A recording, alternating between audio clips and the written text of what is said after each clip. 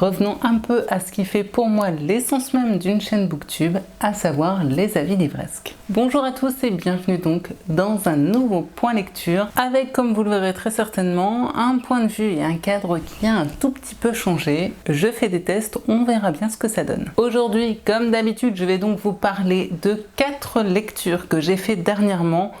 Enfin, quand je dis dernièrement, c'est pas tout à fait vrai. Parce que dans le lot, il y en a un qui était, comme on dit, complètement passé à la trappe. En fait, je m'en suis tout simplement rendu compte lorsque j'ai tourné mon dernier book haul en vous parlant du dernier roman que j'avais lu de cet auteur, et là je me suis dit c'est bizarre, je ne le retrouve pas dans ma bibliothèque. Ce qui était tout à fait normal puisqu'il attendait sagement d'être chroniqué. Ce sera donc chose faite aujourd'hui. Alors trêve de suspense à 2 balles puisque le livre dont je vous parle depuis tout à l'heure, il s'agit tout simplement de La première chose qu'on regarde de Grégoire Delacour aux éditions Le Livre de Poche. Et oui, je l'ai quand même lu au mois de juin, donc il était clairement temps que je vous fasse enfin part de mon retour par rapport à cette lecture. De quoi parle ce roman? C'est tout simplement l'histoire d'Arthur, qui est un jeune homme d'une vingtaine d'années qui travaille dans un garage dans un petit village, disons-le, bien paumé du fin fond de la Picardie. Ces journées se suivent donc et se ressemblent puisqu'il passe chacune d'entre elles dans le garage à réparer des voitures, à discuter avec son patron, et c'est à peu près tout. Jusqu'au jour où, bien pépère chez lui dans son canapé, il entend que ça sonne à sa porte, il va donc ouvrir, et là, qui est-ce qu'il trouve sur son paillasson? Scarlett Johansson. Oui, ça peut surprendre. Ça doit pas arriver tous les jours. Alors là, vous allez me dire, c'est quoi cette histoire? C'est juste pas possible, ça ne tient absolument pas debout. Et je vous avoue que c'est un petit peu ce que j'ai pensé aussi lorsque j'ai lu le résumé, mais je suis bien heureuse de ne pas m'être arrêtée à cette 4e de couverture et avoir laissé cette chance à ce roman. Vous l'aurez donc compris, c'est également ce que je vous conseille de faire. Alors, tout d'abord, je dois vous dire que, curieuse comme je suis bien sûr allée farfouiller sur Livre Addict, voir un petit peu la note que pouvait avoir ce roman et les commentaires qu'on pouvait en faire. Et je dois reconnaître que j'ai été assez étonnée de voir les notes plutôt moyennes qui lui avaient été accordées parce que, pour ma part, j'ai beaucoup aimé ce roman. C'était donc le tout premier roman que je lisais de Grégoire Delacour, enfin, parce que j'en ai énormément entendu parler, et je dois reconnaître que je n'ai absolument pas été déçue. Alors, bien que le début du roman, comme je le disais, peut parfois un petit peu surprendre, voire laisser un petit peu pantois, parce qu'on est bien d'accord, on se demande quand même ce que Scarlett Johansson peut bien foutre dans ce bled paumé du fin fond de la Picardie. Je dois reconnaître que néanmoins j'ai été tout de même très vite sous le charme de la plume de l'auteur. J'ai adoré la façon qu'a Grégoire Delacour de conter son histoire un petit peu, vous savez, à la façon Amélie Poulain, à grand renfort d'anecdotes et de petits détails qui donnent du relief et de la singularité aux gens lambda et aux petits événements anodins de la vie. Attention, il faut savoir que ce livre est truffé de nombreuses références à la culture, principalement de références, je dirais, au cinéma, à la musique et à la poésie. Personnellement, c'est quelque chose que j'ai beaucoup aimé, même si je dois reconnaître qu'un chouille, moins de références, ça aurait été bien aussi. Mais clairement, je pense que c'est un procédé d'écriture qui ne plaira peut-être pas à tous les lecteurs. Le style de Grégoire Delacour est foncièrement poétique et mélancolique. C'est un récit que j'ai trouvé hyper touchant. J'ai aimé que selon les différentes parties de ce roman, l'histoire soit racontée du point de vue de différents personnages, parce que ça permet vraiment d'explorer justement tous ces points de vue pour former, selon moi, une sorte de tout cohérent. En tout cas, ce que j'en retiendrai, c'est que c'est une histoire qui m'a fait vivre et ressentir des choses, et au niveau des personnages, je dois avouer que dans l'ensemble, je les ai tous appréciés, même ceux qui peuvent paraître un poil saugrenus au premier abord. C'est un roman que j'aurais beaucoup de mal à faire rentrer dans une case spécifique. Il est pour moi entre le contemporain, le drame, la romance, parce que oui, mesdames et messieurs, ce livre est la preuve même que non, je ne suis pas complètement réfractaire aux histoires d'amour dans les romans. Parce que c'est comme ça que j'aime lire les histoires d'amour sans clichés, sans invraisemblance. Et oui, je dis ça malgré le fait que la 4e parle de Scarlett Johansson, Mais pour comprendre mon point de vue, il faudra lire ce roman. Et sans une fin complètement écrite à l'avance. J'aime ces histoires simples mais vraies qui se construisent justement dans les petits détails. Et ce qui est très chouette, c'est que malgré le fait que ce soit un livre assez court, il aborde néanmoins de nombreuses thématiques.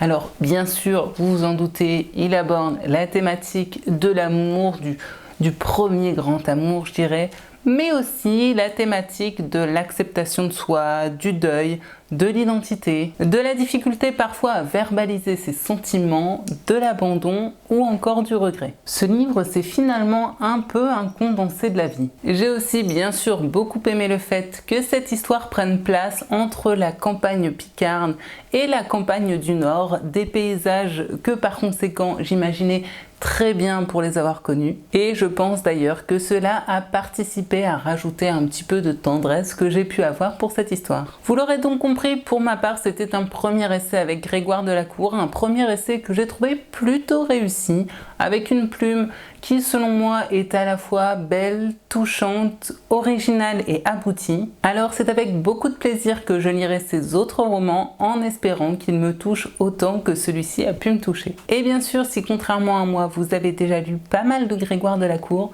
n'hésitez surtout pas à me dire lequel est votre préféré. Même si je me fie à ce que j'ai pu entendre, à mon avis, le titre Mon père devrait revenir pas mal de fois en commentaire. Bon, malheureusement, je vous préviens tout de suite, il n'y aura pas que des réussites dans cette vidéo, puisque le roman suivant n'a pour le coup pas été un franc succès pour ma part. Et je vais pour cela vous parler de On ne meurt pas la bouche pleine d'Odile Bouillet et de Thierry Marx aux éditions Pocket. Bon, pour le résumé, je vais vous la faire extrêmement rapidement parce que pour moi, il ne sert à rien de trop en savoir, bien au contraire. Ce roman, c'est tout simplement un roman policier dans lequel, dès le début, on se retrouve avec des cadavres de personnalités nippones, que ce soit à Paris ou à Tokyo. Il y a aussi question dès le début de Yakuza et bien sûr, on va avoir un flic qui va du coup enquêter sur ces crimes afin de comprendre un petit peu comment ces gens qui semblent être morts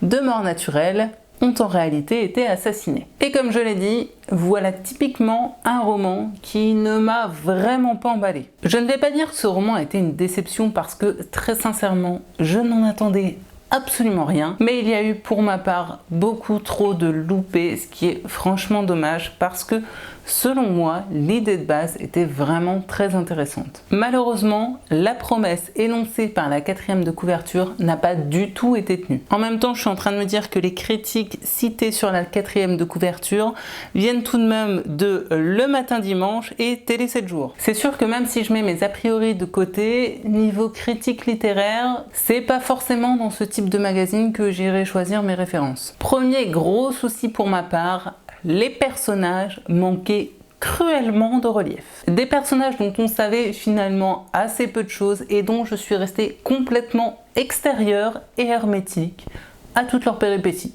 Voilà, il pouvait leur arriver absolument n'importe quoi, je n'en avais rien à carrer. En fait, j'ai trouvé que dans l'ensemble, ce roman était beaucoup trop court, ce qui fait que les auteurs n'ont pas pris le temps d'approfondir ni leurs personnages, ni les logiques de l'histoire, ni même les actions qui s'y déroulent. Et contrairement à Une bonne cuisine, ce roman-ci manque cruellement de liant. Et si je parle de cuisine, ce n'est pas tout simplement parce que j'ai faim, mais bien parce que la 4e nous parle de cuisine moléculaire et que le co-auteur de ce roman n'est ni plus ni moins que Thierry Marx.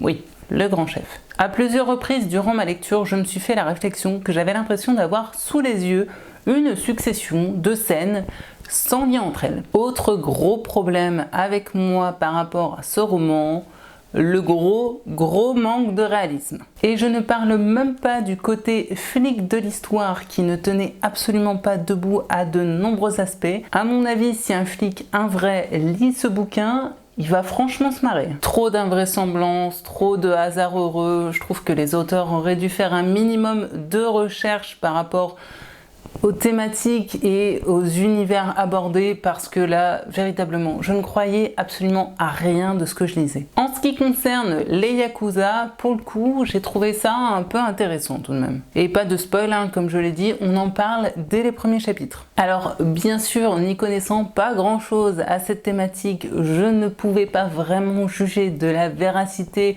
des faits abordés. Néanmoins, là encore, par rapport à cette thématique, j'en aurais voulu plus. La culture nippone et celle des Yakuza est beaucoup trop effleurée à mon goût, alors que la 4e de couverture nous parle tout de même d'un choc des cultures entre la France et le Japon. Ce qui est complètement faux, hein, je vous le dis tout de suite, ou alors grandement exagéré. Et dans l'ensemble, j'ai trouvé que c'était un récit qui manquait beaucoup de fluidité. Il y avait trop de personnages avec, bien sûr, vous vous en doutez, certains des noms en plus asiatiques. Et étant donné que ces personnages n'étaient pas assez construits et assez décrits, ils avaient tendance à tous se mélanger dans mon esprit. Et j'ai trouvé que parler de la cuisine moléculaire et ses possibles dérives était finalement une base plutôt intéressante, même si pour le coup je trouve que d'en parler dans le résumé au dos de ce roman est un petit peu du spoil, hein, étant donné que cette histoire n'arrive finalement qu'à la moitié du récit. Par contre, je m'attendais véritablement à saliver durant ma lecture, puisque je le rappelle, nous avons tout de même un grand chef qui a coécrit ce roman. Pour moi, sa participation devait garantir qu'on aurait l'eau à la bouche, qu'on pourrait presque sentir l'odeur et le goût des plats décrits. Or, là aussi, j'ai été franchement déçue. Je me souviens encore de mon émerveillement lorsque j'avais lu Le Parfum de Patrick Süskind, parce que tout au long de ma lecture, j'avais l'impression de véritablement sentir toutes les odeurs qui m'étaient décrites et c'était absolument génial. Or, ici, rien. Nada, que dalle. Mon estomac n'a absolument pas grondé et je n'ai même pas eu envie à un seul moment de grignoter. C'est pour vous dire. L'histoire en elle-même est finalement assez classique, les Yakuza n'étant presque qu'un prétexte. Comme je l'ai dit, j'aimais vraiment beaucoup l'idée de départ, mais je crois que finalement, rien ne m'a vraiment plu dans ce roman. Désolée. Ni les personnages, ni le déroulé, ni le style d'écriture. Finalement, je cherche encore ce que j'aurais pu apprécier. Je ne pense donc malheureusement pas tester d'autres romans d'Odile Bouillet, et oui, d'habitude, j'essaye de lire plusieurs romans d'un auteur pour me faire une idée, mais je sais pas, ici je sens que ça ne colle pas, et par conséquent, j'ai pas très envie d'aller plus loin. Quant à Thierry Marx, je ne peux qu'imaginer qu'il soit meilleur chef cuisinier qu'écrivain. En tout cas, j'espère vraiment pour lui. Finalement, heureusement que ce roman a été très court parce que même si ça n'a pas été une lecture pénible, hein, remettons quand même les choses à leur place, ça n'a pas non plus spécialement été un plaisir de lecture. Et très clairement, je vais extrêmement vite oublier ce roman. Seul point positif peut-être que je retiendrai de cette lecture, c'est qu'elle m'a donné envie de lire d'autres romans plus réussis, je l'espère, sur le Japon et sa culture. Alors surtout, si vous en avez en tête, n'hésitez surtout pas et laissez-les-moi en commentaire que je puisse les découvrir. Sauf des romans de Yoko Ogawa. Parce que j'ai testé, j'ai donné, et non. Non, ça l'a clairement pas fait. Trop perché, bizarre et incompréhensible, je crois pour moi. Malheureusement, je vais conclure en disant que je ne vois absolument pas à qui recommander ce roman-ci. Amateurs de romans policiers, passez votre chemin. Très sincèrement, je pense qu'il y a bien mieux à lire dans le genre. J'aurais essayé, ça ne l'a pas fait. Tant pis. Mais si, contrairement à moi, vous l'avez aimé, dites-moi surtout ce qui vous a tant plu parce que j'ai vraiment l'impression pour ma part d'être complètement passée à côté de ce roman. Le roman suivant a pas mal fait jaser, en tout cas sur cette chaîne parce qu'on aurait pu se demander un petit peu ce qu'il y faisait, puisqu'il s'agit d'une romance. Il y en a peu ici, mais il y en a tout de même. Car j'ai enfin lu November 9 de Colleen Hoover aux éditions Pocket. Ah, Colleen Hoover, j'aurais testé. Maintenant, je sais. Alors oui, je vous avais demandé un petit peu sur les réseaux sociaux, à votre avis, est-ce que j'ai aimé ma lecture? C'est donc le moment d'enfin répondre à cette question. Mais tout d'abord, je vais vous faire un rapide résumé de cette histoire. November 9, c'est l'histoire de Fallon, qui est au début de ce roman une jeune fille de 18 ans qui a été à moitié défigurée lors d'un incendie lorsqu'elle avait 16 ans. À l'époque, c'était une actrice montante, elle avait un petit peu son show télé, elle commençait à être connue, blablabla. Suite à ça, elle n'a pas pu continuer. Malgré tout, elle veut toujours être une actrice connue et reconnue, surtout que son père est également une ancienne star d'une série télé. Toujours est-il qu'au début de cette histoire, Fallon va dans un café avec son père. La discussion devient assez vite houleuse et d'un seul coup, un jeune homme venu de nulle part vient prendre sa défense en se faisant passer pour son petit ami. Parce que grosso merdo, son père est une grosse raclure qui lui dit en gros, t'es trop moche, t'auras jamais de mec. Ce garçon, c'est donc Ben, et par un truchement d'événements, parce que Fallon doit déménager à New York, blablabla, ils se promettent de se revoir seulement tous les 9 novembre, puisque c'est le jour où ils se sont rencontrés, sans avoir aucun contact entre deux. C'est-à-dire que pendant 5 ans, ils ne se voient que le 9 novembre. Et tout ça pourquoi? Tout simplement parce que la mère de Fallon lui a un jour dit « Ma petite, il est absolument impossible de tomber amoureuse avant 25 ans. » 25 ou 23? D'ailleurs, j'ai un doute. Bref, du coup, cette greluche décide d'attendre 5 ans pour voir un petit peu l'évolution de sa relation avec Ben. Vous le sentez déjà dans le résumé qu'il y a des choses qui m'ont franchement gonflé dans ce roman. Je suis désolée, hein, j'ai essayé de rester la plus neutre possible, mais cacher mes opinions, j'ai du mal à le faire. Donc voilà, ça y est, c'est fait. J'ai enfin lu une romance. Une vraie, estampillée vraiment love story. Et même si ce fut bien moins pénible que ce que j'avais imaginé, je doute tout de même un jour de trouver mon compte dans ce type de littérature. Comme on dit, il en faut pour tous les goûts. Ça, je doute que ce soit un jour véritablement mes goûts. J'ai lu sur Livre Addict que ce roman avait fait passer de nombreux lecteurs par toutes sortes d'émotions. Alors je ne sais pas si je suis sans cœur, mais pour ma part, ce ne fut pas le cas. Peut-être parce que cette histoire n'était pas crédible à mes yeux et qu'à mon avis, j'ai besoin de plus de réalisme pour rentrer en empathie avec les personnages et véritablement vivre le roman avec eux. En tout cas, c'est comme ça que moi je l'analyse. Tout le début m'a semblé très convenu, très couru d'avance et très scénarisé, comme à peu près toutes les romances que l'on peut voir à la télé ou au ciné. Presque toutes. Alors oui, c'est mignon, plein de bons sentiments, bla bla bla, mais ça ne m'a pas touché plus que ça. Tout d'abord, j'ai toujours beaucoup de mal avec cette idée du « je te connais depuis 3 secondes, mais je sais pertinemment que je vais passer le reste de ma vie avec toi ». Et puis, je n'arrivais pas à me détacher de cette idée que dans ce type de roman, on a toujours des excuses pas crédibles ou des raisons qui ne tiennent pas la route qui font que malheureusement nos deux personnages ne peuvent pas être ensemble. Je n'ai rien contre les amours torturés ou contrariens, au contraire, lorsque c'est bien fait, c'est très bien. Je pense par exemple à Forbidden de Tabitha Suzuma qui avait été pour moi une excellente lecture. Mais il faut pour ça que les raisons tiennent la route, parce que moi, les gens qui s'inventent des problèmes, que ce soit dans la littérature comme dans la vie, ça me gonfle. Et ici, dès le départ, j'avais le sentiment quand même qu'il se créait des contrariétés pour rien. J'ai par contre bien aimé le principe même du roman, à savoir que l'on suit du coup nos deux personnages tous les 9 novembre en ayant des points de vue alternés de Fallon et de Ben. C'était une bonne construction. L'auteur, quant à elle, se cantonne vraiment à nous décrire ce qui se passe durant ces 9 novembre et seulement durant ces 9 novembre. Ce qui était un choix judicieux, je trouve, et d'ailleurs j'aurais été assez déçue si ce n'avait pas été le cas, et qui nous permet également de beaucoup plus nous mettre dans la peau des personnages, puisque comme eux, on ne sait pas ce qui se passe entre ces deux 9 novembre. Dans l'ensemble, c'est un roman qui se lit bien, même s'il y a quelques petits moments où j'ai eu un peu de mal avec le style d'écriture que je trouvais parfois un petit peu maladroit. Un style qui manquait parfois un petit peu de fluidité, avec des tournures de phrases un peu hasardeuses et des expressions parfois sorties nulle part, mais je pense que ça doit tenir non pas du style de l'auteur, mais plutôt de la traduction.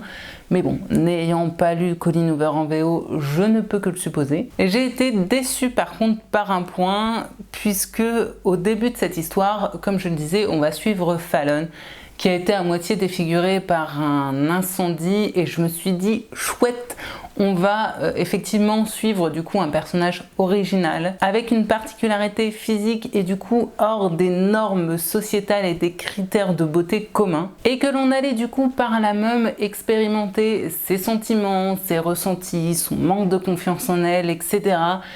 Et malheureusement, bien vite, cette particularité physique est passée sous silence. Elle est très vite décrite comme n'importe quelle héroïne de n'importe quelle romance, ce qui fait que l'on oublie très vite sa particularité physique, ou presque qu'elle est censée avoir une particularité physique. Ce qui faisait donc pour moi l'originalité et l'intérêt de ce personnage a été finalement assez peu exploité, voire même carrément sous-exploité. Si la majorité du roman n'a pas vraiment su me convaincre, je dois reconnaître qu'arrivé à 100 pages de la fin, l'auteur nous a concocté un petit retournement de situation sorti de nulle part qui, je dois bien le reconnaître, a quand même franchement relancé mon intérêt dans ma lecture. Une révélation qui pour moi apportait de l'originalité et du relief à cette histoire, et ça c'était vraiment super.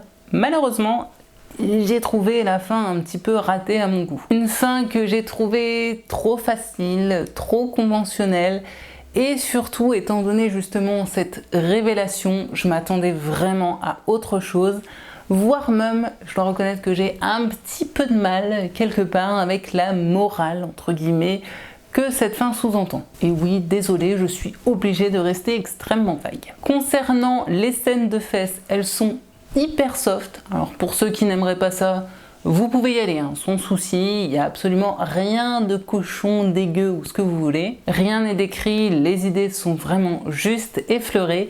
Et d'ailleurs, lorsque je lisais ce roman, je me suis dit, est-ce que ce type d'histoire est censé nous émoustiller? Parce que pour ma part, ça ne m'a fait ni chaud ni froid. Après, vous l'aurez compris, en termes de romance, je n'ai pas vraiment de point de comparaison ni de point de repère, hormis 50 nuances degrés que j'ai lu il y a une bonne dizaine d'années et qui pour moi est la plus grosse daube que j'ai pu lire à ce jour, ou presque. Cela ne m'a pas non plus fait fantasmer, alors traitez-moi d'insensible si vous voulez, mais il faut croire que tout simplement, peut-être, je ne suis pas réceptive à ce type d'histoire. Après, attention, hein, ça n'a pas non plus été une lecture désagréable. Clairement, ça m'a diverti, c'est plutôt bien rythmé, les pages sont passées assez vite. Et je crois que désormais, je comprends mieux ce que les lecteurs recherchent avec ce type de roman. Et même si, après coup, je me dis que clairement, ce sera jamais ma came, je suis quand même beaucoup moins fermée à l'idée de pourquoi pas en retenter une autre un jour. Bilan,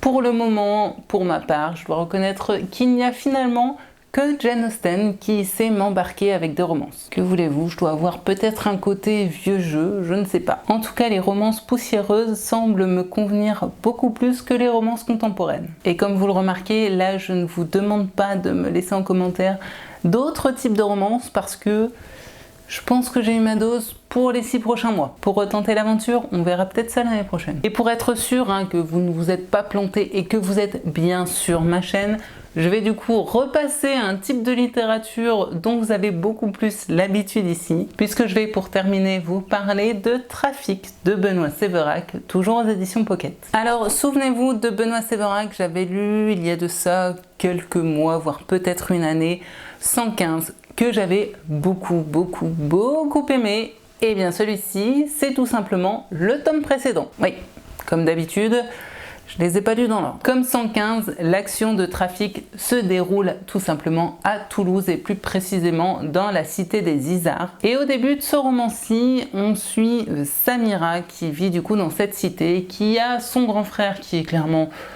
un dealer de drogue. Elle le surveille donc du coin de l'œil et un soir, elle va voir qu'il réceptionne tout simplement plusieurs chiens dont l'un qui semble ne pas être en très bon état. Bref, je vous passe les détails. Elle va donc du coup descendre dans les caves, voir un petit peu l'état de ce chien et elle va se rendre compte que vraiment il est sur le point de mourir. Alors elle décide de l'aider et pour cela elle le transporte jusqu'à la clinique vétérinaire la plus proche où elle va faire la rencontre de Sergine, qui est du coup une veto qui travaille là-bas et qui est l'un des deux personnages principaux de cette série de romans. Bon alors, tout d'abord, ne faites pas la même bêtise que moi, ne lisez pas 115 avant de lire Trafic, parce que du coup, vous allez être spoilé sur un élément. Malgré ça, ce fut une très bonne lecture et j'étais absolument ravie de retrouver la plume de Benoît Séverac. Je trouve tout d'abord qu'il a un vrai don pour mettre sa ville, Toulouse, sur le devant de la scène. Comme avec 115, je suis ressortie de cette lecture en ayant l'impression de mieux connaître cette ville et d'y avoir carrément déambulé. Et c'est drôle parce que durant ma lecture, j'avais l'impression d'imaginer parfaitement la ville de Toulouse alors que dans la réalité, je n'y ai absolument jamais mis les pieds. On sent qu'il aime profondément sa ville alors que pour autant, il n'édulcore absolument pas son récit, bien au contraire, il n'hésite pas à aller un petit peu, je dirais, du côté moins reluisant, à aller gratter un petit peu la crasse, histoire de donner plus de réalisme et une ambiance un peu suffocante à son histoire. Je connaissais du coup déjà les deux personnages principaux qui sont, comme j'ai dit, Sergine qui est du coup la veto et Nathalie qui est tout simplement une fliquette, deux personnages que j'étais très contente de retrouver, que je trouve très intéressants, avec beaucoup de relief et là encore beaucoup de réalisme. Finalement, deux femmes comme tout à chacun pourrait croiser dans son quotidien, deux femmes banales et lambda, mais vous savez, dans le bon sens du terme. Dans le sens finalement du coup proche des lectrices. Le côté flic, quant à lui, est très bien travaillé, hein, contrairement à On ne meurt pas la bouche pleine.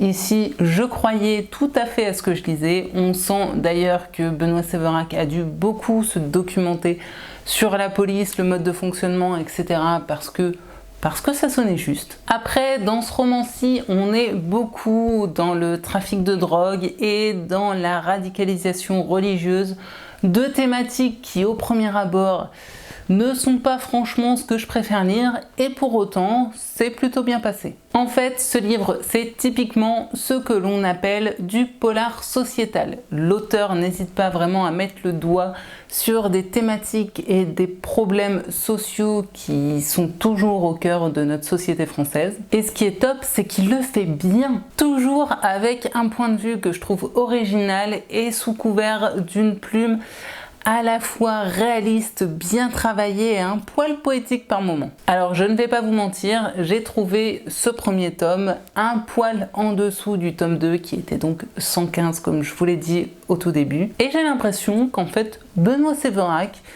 comme un bon vin, il se bonifie un petit peu avec le temps et que de roman en roman, il parvient à élever son écriture à un niveau supérieur. Et ça pour le plus grand bonheur de ses lecteurs. Petit regret aussi dans ce premier tome, mais c'est purement personnel, c'est qu'on est quand même beaucoup plus avec le personnage de Sergine qu'avec le personnage de Nathalie.